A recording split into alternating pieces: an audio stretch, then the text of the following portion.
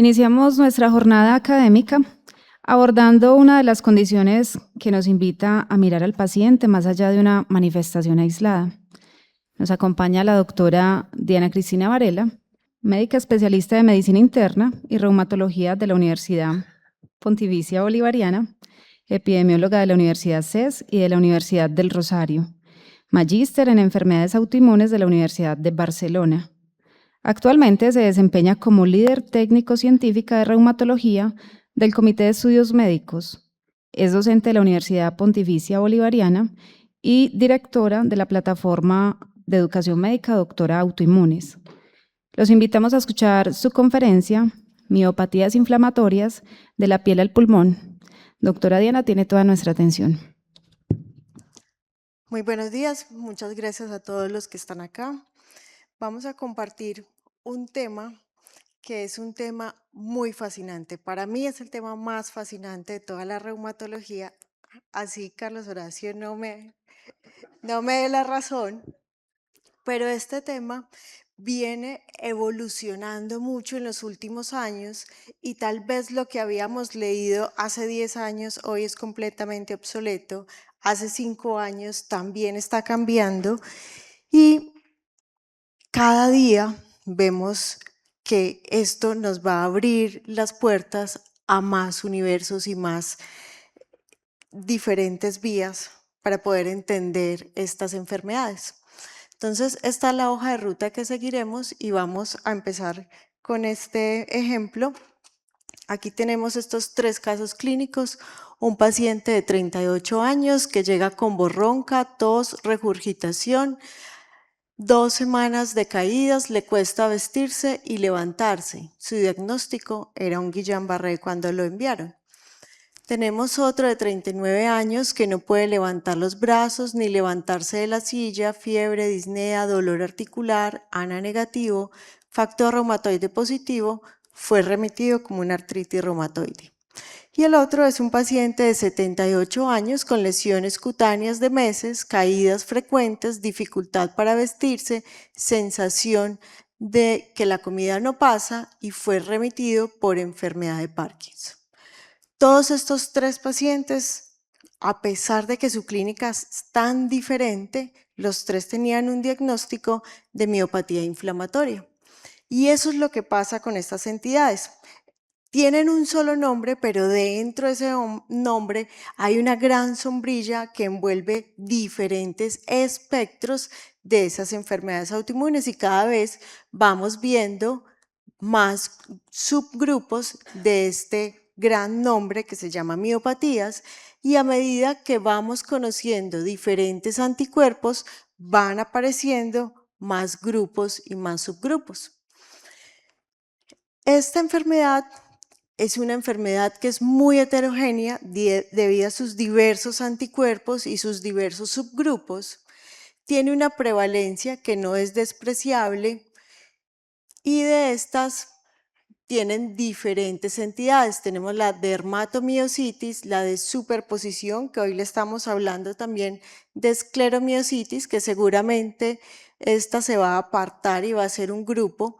El antisintetasa, las asociadas a neoplasias, las necrotizantes, las polimiositis, los de cuerpos de inclusión, y aquí dejo aparte el anti-MDA5, que aunque en muchas clasificaciones las meten dentro de las dermatomiositis, cada vez se está hablando más que va a ser un grupo o un subgrupo por sí mismo aparte.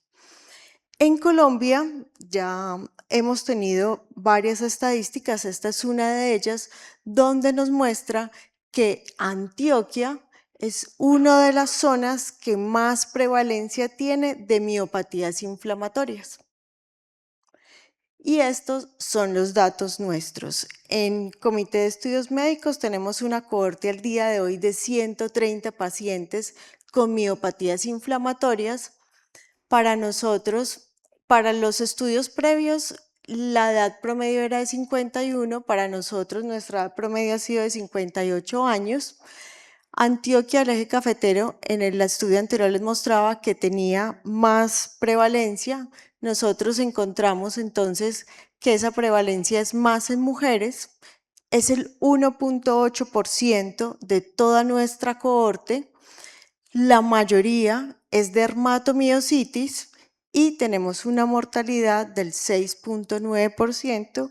No es una mortalidad despreciable, pero sí es muy inferior a las mortalidades descritas en otras cohortes. Las miopatías inflamatorias entonces tienen diferente tipo de presentación de acuerdo al subgrupo que estamos hablando. Cuando estamos hablando de dermatomiositis, estamos hablando que tiene dos picos de presentación. Una muy temprana, entre los 5 y los 15 años, y otra más tardía, que se da después de los 30 años. Tenemos otra que es la de cuerpos de inclusión. Esta la vamos a ver más en hombres y la vemos después de los 40 años. Tenemos las de superposición, que van a tener una presentación muy similar al resto de enfermedades autoinmunes, que es entre la tercera y la quinta década de la vida. Y tenemos la asociada malignidad, que esta se da en casi la misma proporción mujeres que hombres y se da después de los 40 años. Nuestros pacientes, o lo que hemos aprendido en estos años de estar manejando esta cohorte, es que estos pacientes tienen mucho compromiso de piel, es lo más llamativo, y también mucho compromiso muscular. Tenemos un porcentaje no despreciable de compromiso pulmonar intersticial. El 10% de esta cohorte al debut va a necesitar estancia en unidad de cuidados intensivos. Y miren que también tenemos una prevalencia importante del compromiso pulmonar rápidamente progresivo. Cuando vemos anticuerpos, nuestro anticuerpo más frecuente aquí en Antioquia es el Mi2. Para nosotros fue el más prevalente de todos, seguido por el RO51 y en tercer lugar el TIF1, y de ahí hacia abajo pues se reparte el resto de la prevalencia. Como les decía, tenemos en mayor porcentaje las dermatomiositis, pero tenemos un porcentaje muy importante de antisintetasa. Creo que es un porcentaje mucho más alto de lo que hablan las demás cohortes de otras consultas monográficas que hay en el mundo. Además de esto, estos pacientes tienen varias comorbilidades que también empeoran un poco el escenario en el momento de tratamiento. Por ejemplo, la mayoría de ellos tienen hipertensión arterial, dislipidemia, y algo que nos llamó mucho la atención es que de entrada esta cohorte tiene una alta tasa de osteoporosis. Eso se explica también no solamente por el alto uso y sobreuso de esteroides, sino también por la quietud que genera las recaídas de las miopatías inflamatorias. Entonces, estas enfermedades tienen una alta carga metabólica, pueden tener superposición hasta en el 12% con otras enfermedades. En la cohorte nuestra lo que más se asocia es esclerosis sistémica, síndrome de Sjögren y tiroiditis. Y también tiene una prevalencia no despreciable de enfermedad crónica, a pesar que las miopatías inflamatorias no tienen compromiso renal. Cuando a usted le llega un paciente con dermatomiositis, hay varios escenarios que tenemos que empezar a mirar. La primera, ¿cuál es la clínica? Y es que las clínicas de las miopatías, de acuerdo al subgrupo, puede variar. Tenemos que mirar dónde está la debilidad, si es proximal o distal, cuáles son esos signos de piel, si tiene compromisos graves o si tiene compromisos que nos hagan llamar la atención de que estamos hablando o que estamos ante una antisintetasa o un MDA5. Hay que mirar las enzimas musculares. Estos pacientes, ahora lo que se solicita más es resonancia simple de cintura, escapular y pélvica. Ya las electromiografías están mandadas a recoger. Las electromiografías que se hacían antes, que hagan en la mitad del cuerpo para biopsiar el otro medio cuerpo, eso ya no se usa. Ya en todas las guías lo que dice es pida siempre resonancia, porque no solamente nos deja ver los músculos que están comprometidos, también nos permite ver los que tienen mayor edema, que son los que se deben biopsiar si se requiere, y además de eso nos ve factores pronósticos como la atrofia o el reemplazo graso. Entonces nos sirve y es mucho más efectivo pedir de entrada resonancias, y también nos ayuda para mirar a lo largo del tiempo si responde o no al tratamiento, porque cuando el paciente responde, la resonancia mejora. Los pacientes pueden incluso en el tiempo mejorar las enzimas, pero el músculo seguir inflamado, y eso a lo largo del tiempo puede generar atrofia. Entonces es importante hacerles imágenes de seguimiento, pero la imagen es resonancia. Es muy importante, después de que usted tenga la sospecha, ahí sí irse a los anticuerpos. Ahí es cuando pedimos Lozana, el panel de anticuerpos, y siempre hay que confirmarlo, porque ya vamos a ver más adelante todos los falsos positivos y negativos que tienen los paneles. Y lo último es la histología, que es la biopsia muscular. Realmente cada día se usa menos biopsia muscular por diferentes motivos, porque hay que tener entrenamiento para tomar las biopsias, porque requiere un proceso especial para recoger la muestra y llevarla al laboratorio, y también la persona que lee la biopsia tiene que tener un entrenamiento especial en la lectura del músculo, que hasta mi conocimiento al día de hoy solamente se tienen ese entrenamiento en la Fundación Santa Fe en Bogotá. No sé si ya acá en Medellín hay entrenados. En parte del abordaje de esto, empezamos a hablar de criterios clasificatorios, pero los criterios clasificatorios del 2017 realmente ya están mandados a recoger, y en la actualidad se está trabajando para cambiar los criterios clasificatorios, porque estos criterios dejan muchas entidades por fuera. Después de que salen estos criterios es que se empezó todo el auge de panel de miopatías, por eso en los criterios solo habla del HO1 positivo.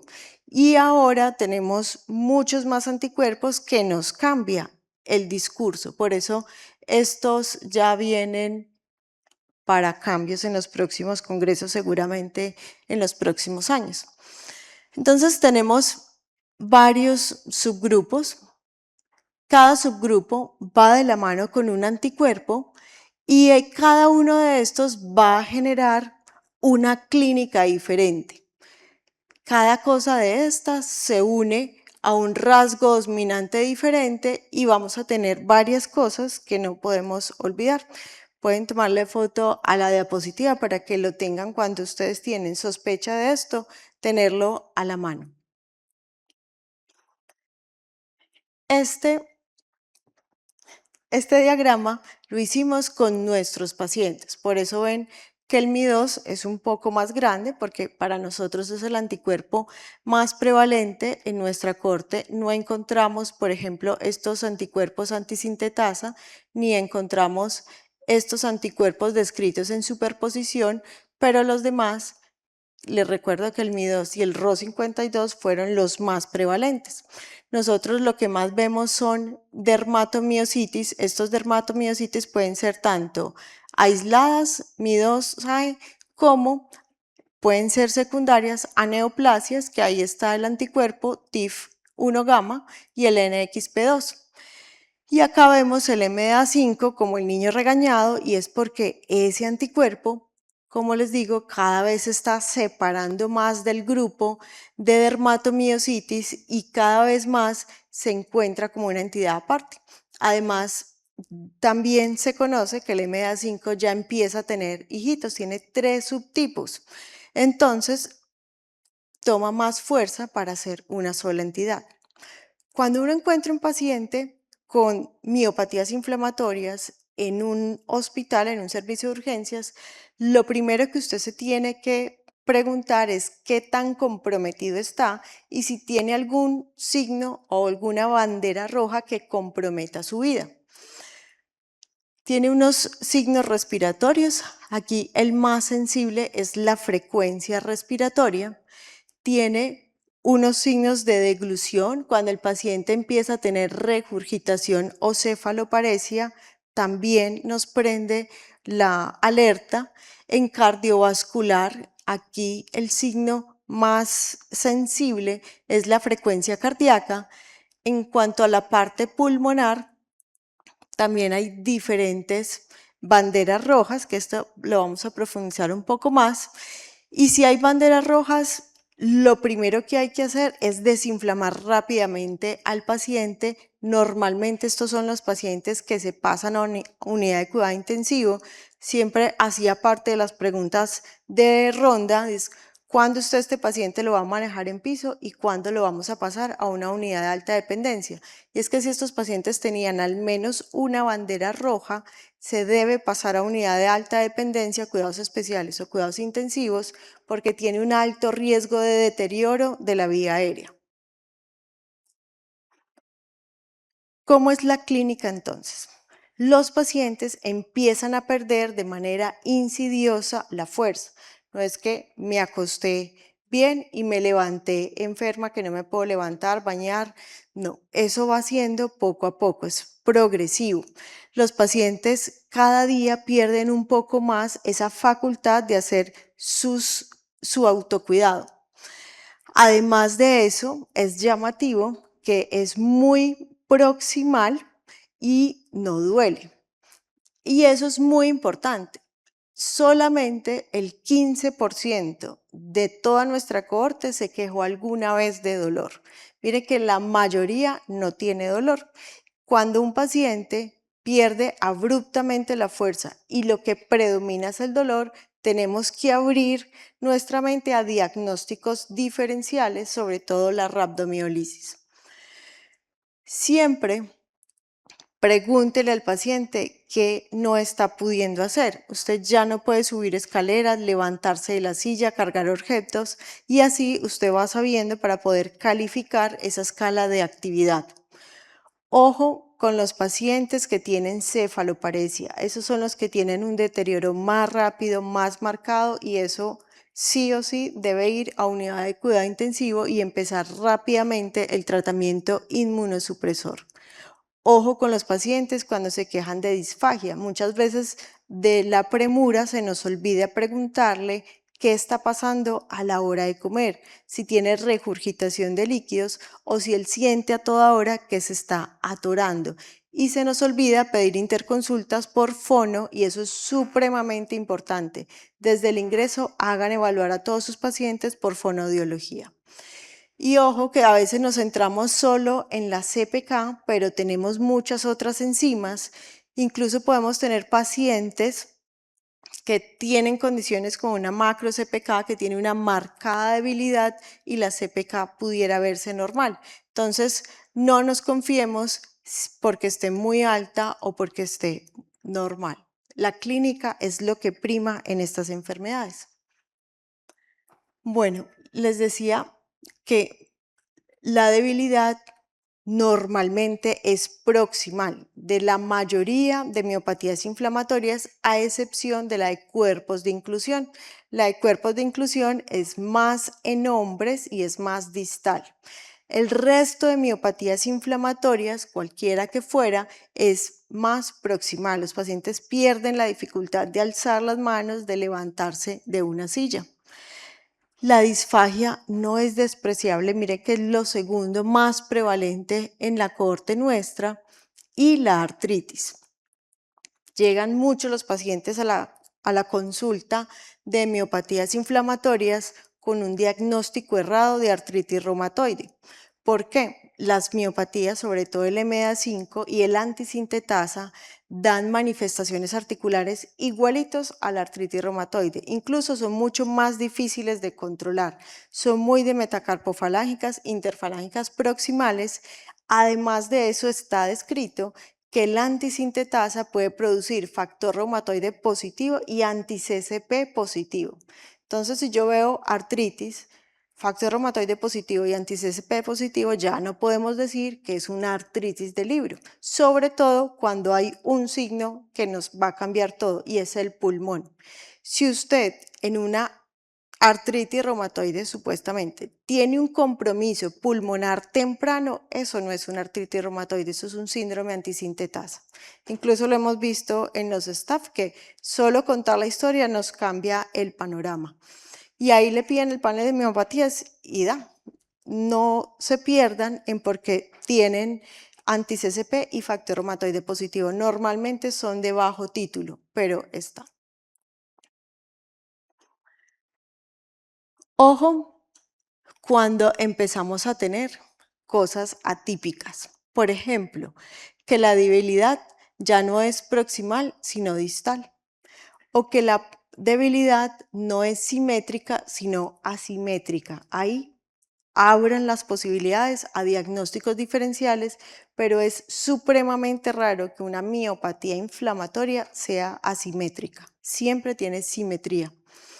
También miren si tiene muchas alteraciones distales, como los flexores de los dedos, si tiene mucho dolor y el dolor no cede a la inmunosupresión, siempre piense en diagnósticos diferenciales si hay alteraciones hidroelectrolíticas y de riñón. Ojo que no se nos pase una rhabdomiolisis, que también nos piden interconsultas muchas veces para mirar si es una miopatía inflamatoria o una rhabdomiolisis. Ojo si el paciente no responde a esteroides. Normalmente cuando uno termina el tercer pulso de metilprednisolona, los pacientes tienen un cambio dramáticamente positivo. Si usted no logra, después de los 3 pulsos de metilprednisolona, tener esa diferencia, ojo que tiene que ampliar su diagnóstico diferencial y probablemente no está ante una miopatía inflamatoria. Tenemos varias manifestaciones de piel. Estas fotos las traje con autorizaciones de los pacientes, que aquí también nos equivocamos mucho y confundimos muchas veces el eritema malar con el eritema en heliotropo. El eritema en heliotropo se ve una fase que es mucho más edematosa, incluso muchas veces ni siquiera está eritematosa, sino solo el edema, y el paciente se empieza a quejar que empieza a levantarse con su cara edematizada. Y empiezan a hacerle pruebas de corazón, pruebas de riñón y todo está normal y cada día se deteriora más y no saben. Ojo que eso puede ser la parte inicial de un eritema en heliotropo. El eritema en heliotropo se diferencia del eritema malar porque no respeta el surco nasogeniano y además de eso le encantan los párpados, tanto superior como inferior. Siempre que tengan pacientes con debilidad, miren las manos. Las manos tienen muchísimas claves. Por ejemplo, este eritema que ven sobre las metacarpofalángicas se llama pápulas de Gottron y es muy patognomónico de las dermatomiositis. Siempre busquen todos los signos cutáneos si tiene algo de ulceraciones. Si usted tiene ulceraciones y este paciente es mayor de 40 años, siempre tiene que buscar neoplasias. Pero si el paciente tiene ulceraciones y es menor de 40 años, es una alerta para ir a buscar un MDA5. Vayan, miren el pulmón. Aquí vemos mucho, ya se empezó a hablar un poco más en la literatura, pero se demoró un poco para hablar de estas máscaras. Los pacientes con MI2 y TIF1, hay algunos que no hacen eritema, sino que hacen una hiperpigmentación. Y ustedes ven y ellos dicen de un momento a otro toda la cara se me volvió negra. Y si previamente estuvo roja, no. Muchas veces no antecede la fase eritematosa, sino que empieza a haber hiperpigmentación. Cuando tienen hiperpigmentación tan marcada, busquen neoplasias. Esta paciente, por ejemplo, nos llegó con esta hiperpigmentación y además tenía acá unas pápulas de Gottron que estaban ulceradas. Entonces, es súper importante empezarles a buscar las neoplasias, a ver dónde las encontramos. Este es otro paciente que llamaron trabajo social, llamaron a todo el mundo porque en lugar de eritema tenía estos hematomas. Pero eran hematomas en los sitios donde dan los signos de dermatomiositis. tenía signo de Gottron, se llama lo que da en los codos, las rodillas, los tobillos. Y en la carita tenía su eritema en heliotropo. De pronto aquí no se logra ver bien, pero también tenía un signo de la B. El que da hacia atrás se llama signo del chal. Le gusta mucho también, sobre todo a las Mi2 y las TIF2, que a veces se comportan muy parecido en piel, el pabellón auricular. Pueden dar condritis y pueden dar hiperpigmentación del pabellón auricular. Además, el pabellón también es muy importante en antisintetasa y en MA5, porque si usted ve ulceraciones o compromiso, es un factor de mal pronóstico.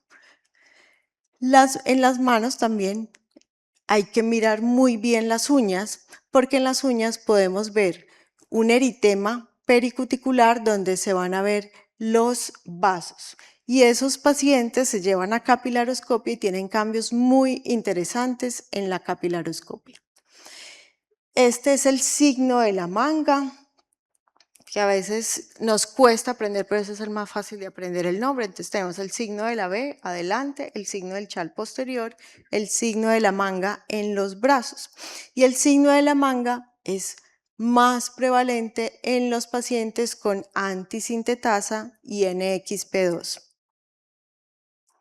Aquí tenemos, esta fue paciente nuestra, que tenía esta ulcerita acá en el pabellón auricular tremendamente doloroso, tiene un síndrome antisintetasa con buena respuesta al tratamiento, incluso mejoró completamente sus lesiones. Ojo con las manos, cuando tienen eritema en las palmas, esto es un Gottron inverso, siempre son signos vasculopáticos y cuando encuentran un Gottron inverso siempre hay que ir a pensar en el pulmón. Un MA5 es el que más Gottron inverso da. Entonces tenemos pápulas de Gottron, eritema. Aquí no lo logramos ver bien por la distancia, pero tiene vasos visibles. Signo de Gottron. El signo del pistolero, aquí tenemos un signo del pistolero ulcerado, que siempre hay que buscar neoplasias, manos en mecánico, que a veces los pacientes tienen mucho compromiso pulmonar intersticial, dan vueltas por todo lado, le hacen un montón de exámenes y nadie le dio la mano al paciente. Cuando le damos la mano al paciente nos damos cuenta que tiene unas manos en mecánico. Y ahí está el diagnóstico. Las manos en mecánico se ven más en antisintetasa y también se pueden ver en MA5. Más signos de Gottron, manos en mecánico, y este es un MA5 y tiene Gottron inverso. Los vasos visibles, los signos ulcerados y otra cosa es que los pacientes siempre hay que quitarles la ropa y evaluar muy bien porque se les ve una franca atrofia proximal. Usted del codo en adelante no ve cambios, pero cercano sí ve una franca atrofia. Miren que está atrofiado acá, en la parte posterior se ve la atrofia. Calcinosis, las calcinosis de las miopatías inflamatorias son más proximales y son más cercanas a donde los músculos fueron o estuvieron más inflamados. Estos pacientes nuestros con calcinosis.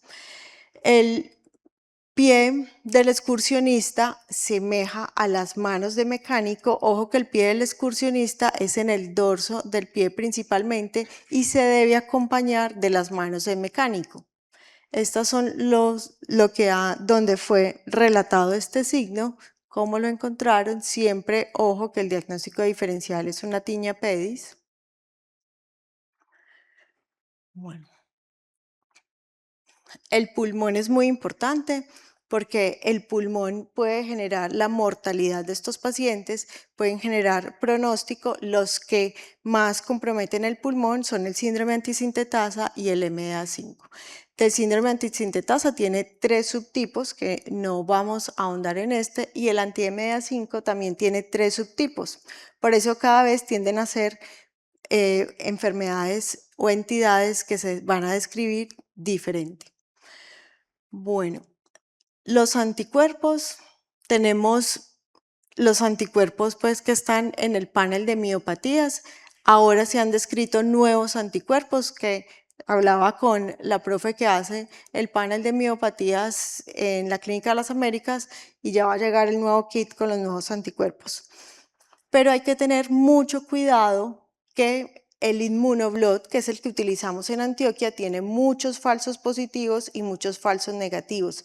Siempre que pida un panel de miopatía, pida unos anticuerpos antinucleares, porque cada anticuerpo del panel tiene un patrón diferente en los ANAs, entonces debe tener correlación. Por ejemplo, el Mi2 se asemeja más al patrón moteado. Si usted tiene un patrón en los ANAs moteado y un Mi2 positivo, entonces estamos hablando de un verdadero Mi2 presente. Los que tienen mejor sensibilidad, los que siempre debemos creer, MDA5, SAE, PL12, HIJO1 y ojo, que tienen muchos falsos positivos, el Mi2, el NXP2 y el TIF1. Por eso estos pacientes siempre se deben correlacionar con anticuerpos antinucleares.